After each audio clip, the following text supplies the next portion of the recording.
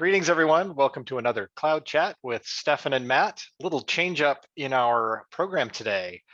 Matt Brown and I will be discussing with NetApp partners some of the benefits of conversations with NetApp on NetApp, and we'll be talking about hybrid cloud in particular and how NetApp on NetApp approaches that, how the NetApp IT organization thinks about hybrid cloud, and what things to put into private and what things to put into public clouds, how to bring those together. The conversation is in two parts. So the first part, we will be outlining a lot of the core tenets of how NetApp IT approaches hybrid cloud. And in the second part, we'll go into a bit more detail on hybrid cloud. So enjoy this next 18-minute section and stay tuned for part two. Good morning, everyone. Welcome to the morning coffee break. My name is Stephan Stelter. Excited to have you join us today. Excited for some coffee this morning, for sure. And excited to have a chat with Matt Brown from NetApp on NetApp. Could you remind folks what it is that you do, Matt, and how you help? Good morning, Stephan. Good morning, everybody, or good afternoon, I guess, in some cases. I've been with NetApp for, almost 22 years, reporting directly to our CIO and having had many IT jobs, both in management and frontline, and also many business-facing jobs. I kind of gravitated towards a program where we could share what we do with our customers. This is really where NetApp showcases the value that IT shops like ours have obtained from the adoption of our products. And, we're not just for the NetApp direct salespeople. I'm here because we are a resource for our partners. And I look forward to the conversation today, Stephan. We're going to spend a little bit more time today talking about hybrid cloud and provide some guidance around the conversations that we have with customers with respect to hybrid cloud. So I'm excited to run through that with you. Matt, how often do you find yourself talking to customers in EBC sessions or outside of them to address kind of a people process questions?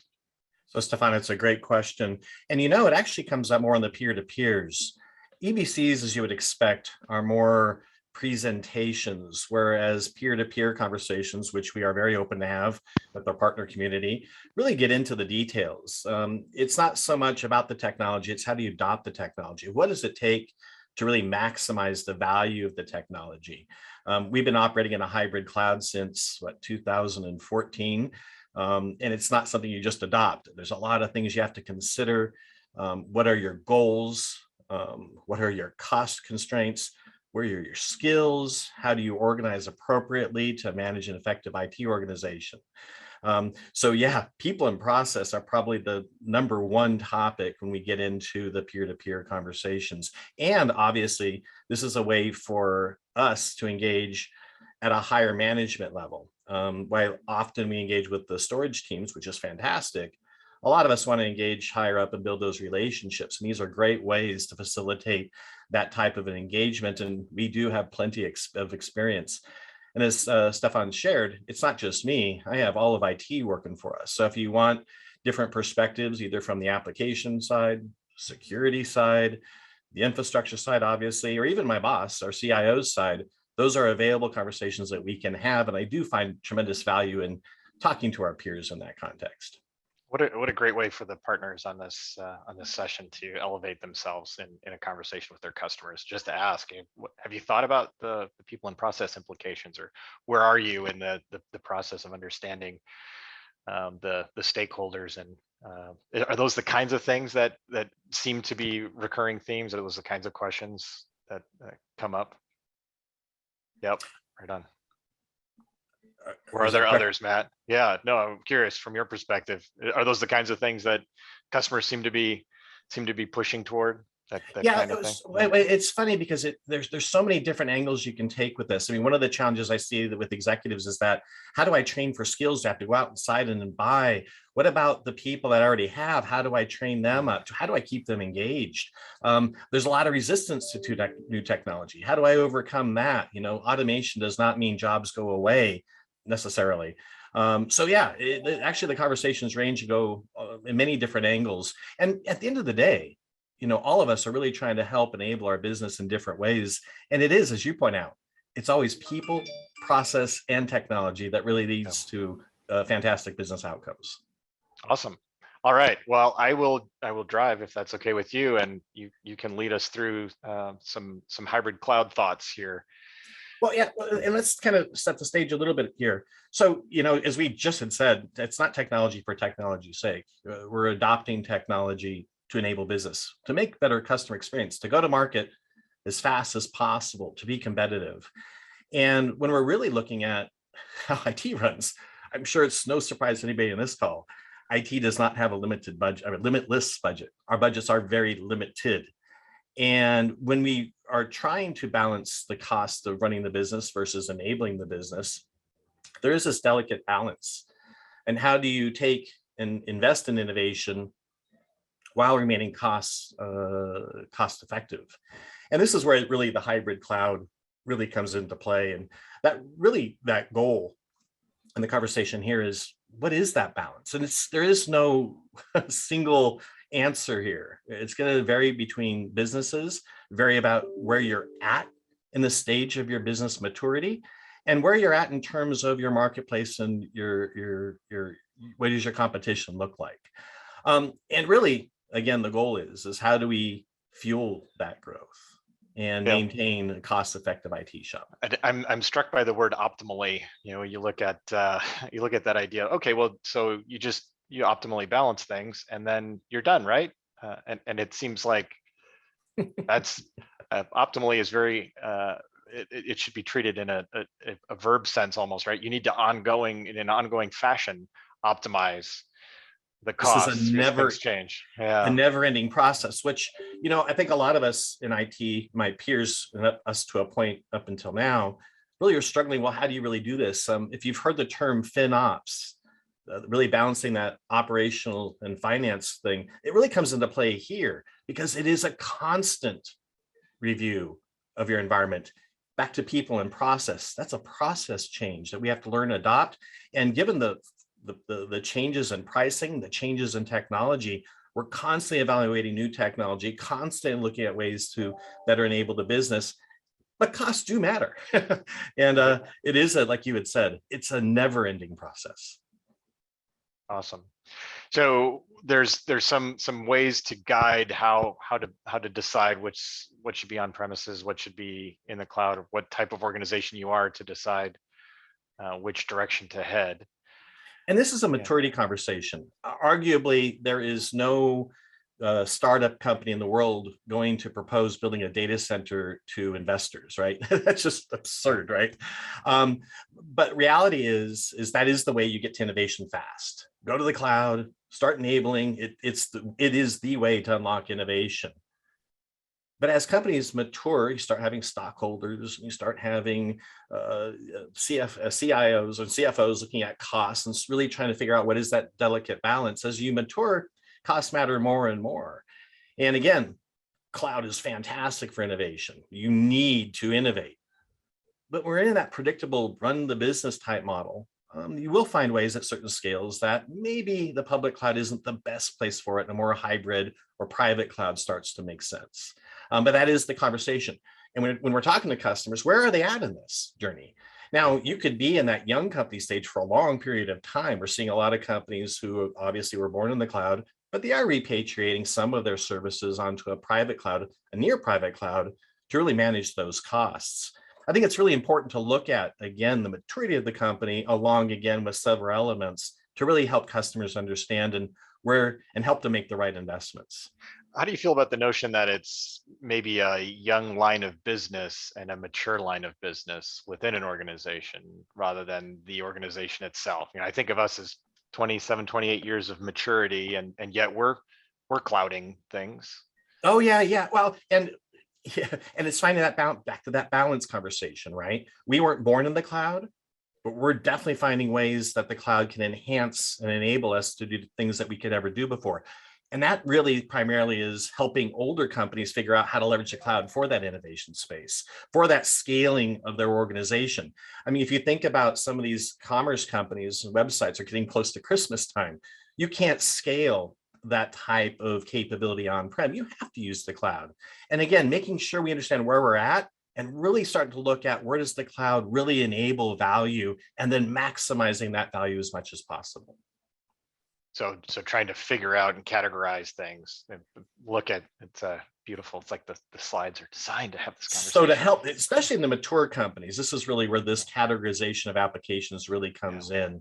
And in many ways, this is also helps a company really understand where should they be investing their IT dollars. Now we're, as you had mentioned, almost a 30-year-old company. And this is exactly the way we looked at our portfolio of capabilities or applications. It really decided where they should start to fall.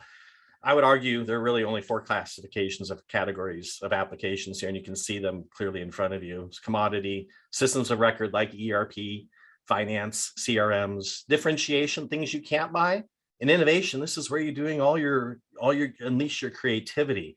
If you look at these 4 categories, they actually cleanly align to cloud capabilities. So if you look at this and you can cleave this right in the middle, these are the run the business on the left-hand side, commodity and systems of record, and differentiate the business through innovation and creating systems of differentiation.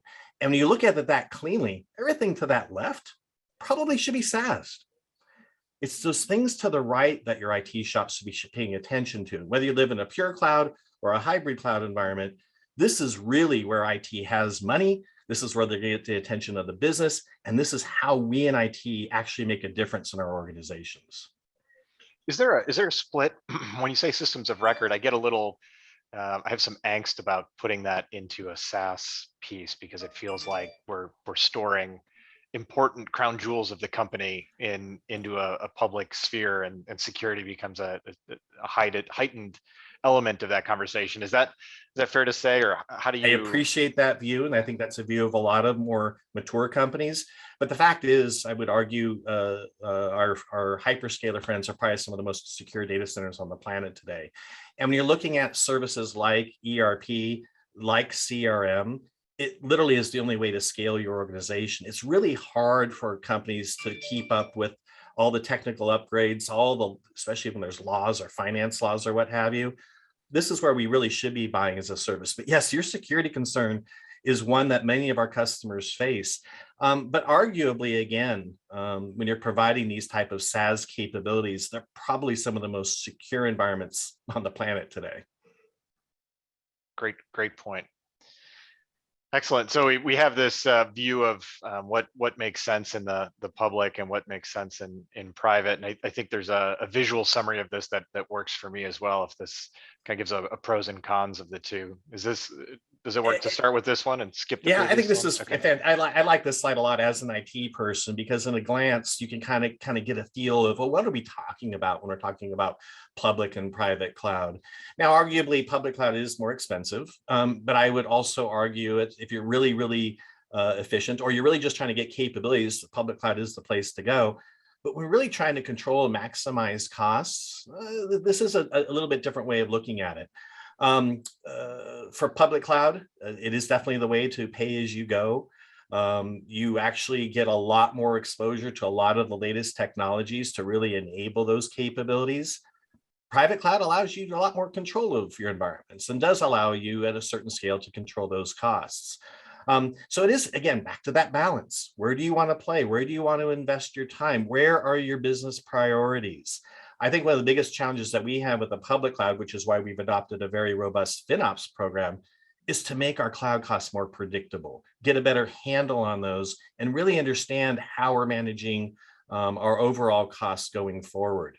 So I really like this slide. Hopefully it's a slide that you all find interesting as well. The strange discrepancy in my brain. I was talking to some partner engineers yesterday, and we were strategizing on an account, and it's amazing how the first bullet under public cloud as a con is one that still customers don't seem to realize, or they don't want to admit, or I don't know what it is. There seems to be this idea that, well, I'll just put it in the cloud and it'll be cheaper. And I don't know if there's a correlation between people who actually have a cloud account and have experienced a bill and they are aware they've met the reality of higher costs, or if there's some other item at bay there. I wonder when the sort of tides will shift to a point where everybody just agrees that the cloud is not a cheap place to get things done. But it is coming out of the premium. They have to make a profit. But it's funny because I see, like you probably all have in the field, many different views of this. Was talking with the CIO very briefly. I was talking with the CIO, and he said, Matt, it takes me 8 weeks to provide capabilities to my development teams. He goes, it's going to cost me X number of percent more. He goes, but that's the cost of me getting that capability today. Now, I had another conversation with the CIO going, my gosh, Matt, the cloud costs are killing us. They're unpredictable. My CFO is all over me. I need to control those costs. So now I really need to understand what I can pull back, if anything, and how is the best way to do that without disrupting the business. So people are kind of living back to the balancing and living all these different types of scenarios. And our job really is to understand where they're at, what is their biggest concerns, and then which cloud then fits their needs the best. Yes. Yeah. How do we, I love that. How do we shatter the illusion that the cost will be lower in the cloud is part of my underlying question in there. And then I think that other piece of really understanding what the higher costs look like. And I think as storage engineers, the bulk of us on the line tend to come from, when you start looking at capacity and price point per dollar, and you think about the build and the quote, you're missing some of the other items, as you mentioned, this time to capability and time to scaling. All of that is a different equation when you're leveraging a cloud resource, and we often don't factor in power and floor tile and cooling and other things that are in IT infrastructure costs when we're thinking about it from a CapEx perspective. Right, and you do have to look at it from that well-rounded perspective. But I'm going to argue that you have to use that cloud gives you capabilities that you could never have before. Stephan, me and you probably wouldn't be sitting here if NetApp didn't leverage the cloud, the public cloud, in a very powerful way to unlock our innovation, to really take us in a whole different place in terms of competition, to unlock our ability to get our own software out of an engineered solution and make it run everywhere. That was because of a very powerful, innovative solution that we leveraged both a private and a public cloud to actually accomplish our goals. That's awesome. So we've got a great question here from Thomas that's very on point in terms of our portfolio. But before we get into that, one of the things I often say is that cloud lowers the cost of ideas, but increases the cost of operations. And I think that's the promise, right? And that's where people get wrapped around the axle of, oh, it's cheaper, and it's how much does it cost me to spin up a new idea, execute that, determine if it's going to be profitable, fail fast, all of those concepts. That's cheaper to do in the cloud than spending, a year on a project to spin up a platform that's going to die on the vine, or leave us with a really bad application. So Thomas's question is, wouldn't Spot change the economics here? So how does our portfolio come into play and sort of blow some of those negatives out of the water and make it more possible for customers? It's a fantastic question. In fact, Spot is actually making our own enterprise IT development more cloud possible. In fact, because of Spot, because of the ability to leverage a lower cost resource, we're actually considering moving all of our subprod environment to the cloud. Because not only are we going to get more scalability, it also gives me the power to turn things off when they're not being used. And when I look at my utilization and my cost of doing business, to your point, the tools like Spot make cloud far more cost possible in that construct. Excellent. Thanks everyone for listening to this slightly different edition of Cloud Chat with Stephan and Matt. We will resume the conversation on hybrid cloud, kick that off in part 2. So stay tuned and remember to like and subscribe.